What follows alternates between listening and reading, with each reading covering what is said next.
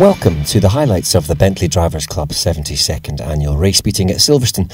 We had a great day of racing, albeit behind closed doors due to the COVID-19 restrictions, so that's why we created this highlights package for race fans that were not able to attend.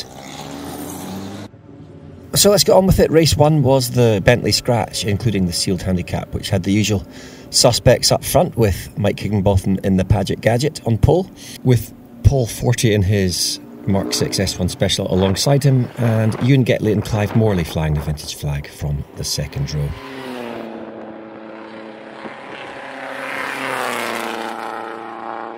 And of course the 3 litres of Duncan Wiltshire and Jock McKinnon, as always, have a great battle amongst themselves in the middle of the pack.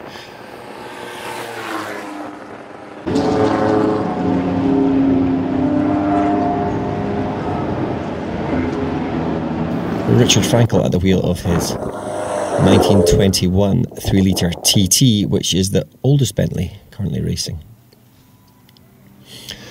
Unfortunately, we don't have the Llewellyn family 3.8, known as Penny, in this race, usually a front runner. But Penny suffered low oil pressure in practice, so it was quite sensibly scratched from this race.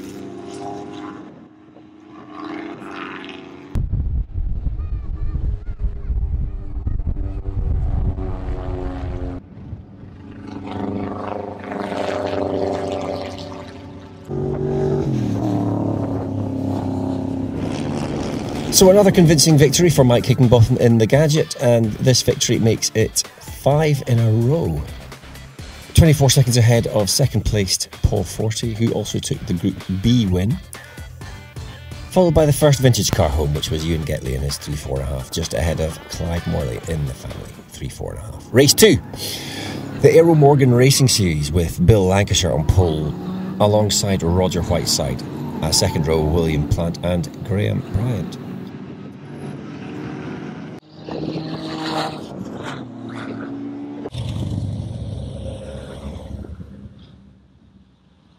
And the race was narrowly won by Bill Lancashire in his Morgan Plus 8, just keeping second placed William Platt at bay in his 4.4, with third placed Roger Whiteside in his Plus 8, a good half minute down the road. Race 3 then was the Fiskar Series, with Oliver Llewellyn in his Allards J2 on pole next to Stephen Bond in the beautiful Lister Bristol, followed by Paul de Havilland in the Jaguar XK150S. A terrible start there by Llewellyn off the line, stalling the car, but he soon got back into his winning ways and quickly came back through the field to claim a convincing first place by over a minute, despite his poor start there. Hopefully that makes up for the disappointment of not getting the 3.8 out in the earlier race. Unfortunately, Andrew Mitchell's very unusual Bristol 450 lost a wheel, so didn't finish, but very interesting car. Also some great midfield battles between Lotus, Lancia, MG and Morgan.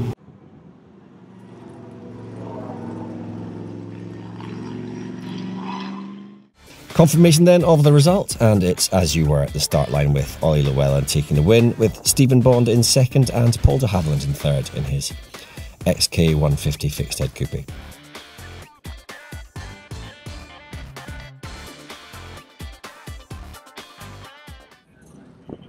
Race 4 is the ever popular Bentley Handicap race, and leading the field off is David Ratcliffe in his totally standard 3-litre speed model, followed by Vivian Bush in his 3-litre. Next up is the only Derby car racing today. It's Stuart Anderson's 4.25 litre Derby, sounding very civilised.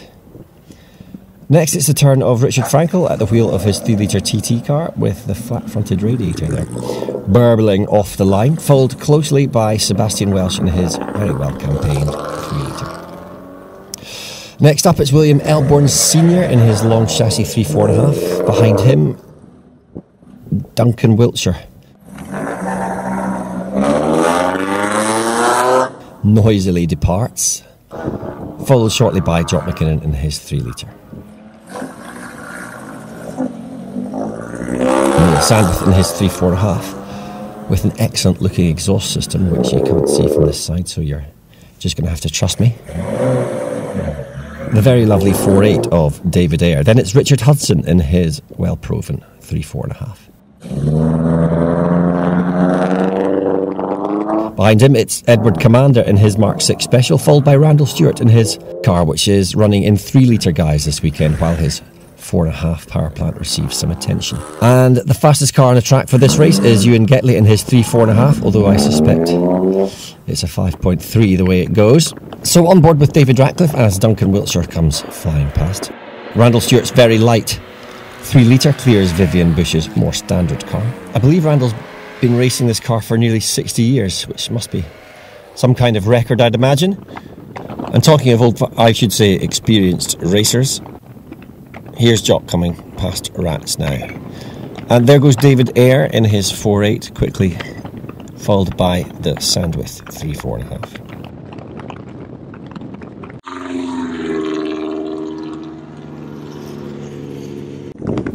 There goes Richard Hudson.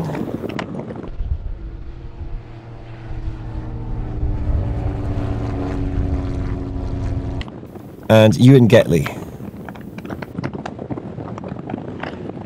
Sebastian Welsh there. Now it's the turn of Richard Frankel to come past David Ratcliffe.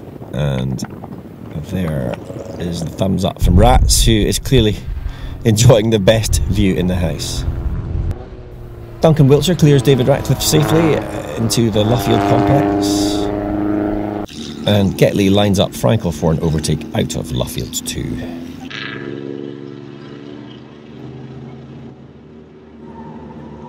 It's looking and sounding good, that 3-litre TT. Note the lack of front brakes, which must make life interesting.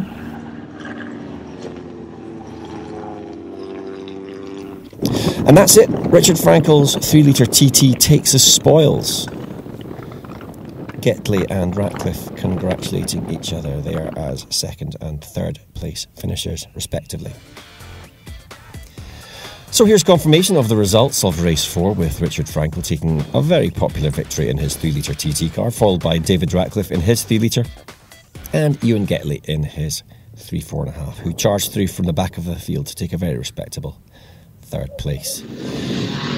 Right, back on to race 5, which is the BDC Classic Challenge with the Morgan Techniques Trophy. Richard Plant in pole with Craig Hamilton next to him, and the second row is the elaborately monikered Philip Sinclair Tisdale next to Jack Smith, in a field consisting mainly of Malvern's finest, with the odd MG and Triumph thrown in the mix for good measure. And the race was won by Richard Plant in his Morgan Plus 8, with second placed Craig Hamilton Smith 21 seconds adrift, and Philip Sinclair Tisdale makes it onto the last step of the podium. Next up, race 6, which is the Bentley All-Comer Group C and TVR Car Club Challenge. Very, very fast TVR cigars, driven by Darren Dowling, coming in first place, finishing 9 seconds clear of Dean Cook in his TVR GTF. That's a bit rude. On to race 7, the vintage race, and on pole position is the well-known vintage car peddler and Goodwood veteran Patrick Blakeney Edwards, this time driving a Fraser Nash with Sue Derbyshire in a Morgan 3-wheeler next door. First Bentley is on row 3 with James Morley at the wheel, on board with Jock McKinnon now, as the 8C Alpha of Daniel Goose pops past on the inside. Blakeney Edwards smooth and quick through Luffield there, being pursued by the extremely fast Morgan of Chaz Reynolds. Slightly wide line there by James Morley in the 3.4.5.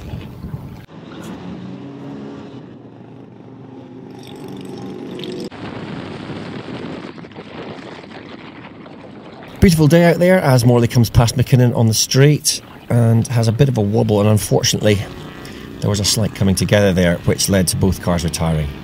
But the winner of that race, following the retirement of Blakeney Edwards Nash from the lead, was Chaz Reynolds in his Morgan Supersports. On to race 8, the Aston Martin Owners Club, Jack Fairman Inner Ireland and Mike Hawthorne Trophy, catchy, with the Jaguar Enthusiasts Club Racing 2. And in pole it was, oh my goodness, how do you say that? Elke Velhausen in a Lister Jag. Apologies if I pronounced that wrong. A spin there for the 49 car Ben Dacey in their red Mark II Jag. Mark 1 Jag? Oh, looks like a Mark 1. You can tell by the slightly thicker A-pillars. That's Hannah Reid in her lovely Aston Martin DB2. The race was won by Elke Velhausen in the Lister Jaguar Nobly, over a minute ahead of John Young's Mark I Jaguar.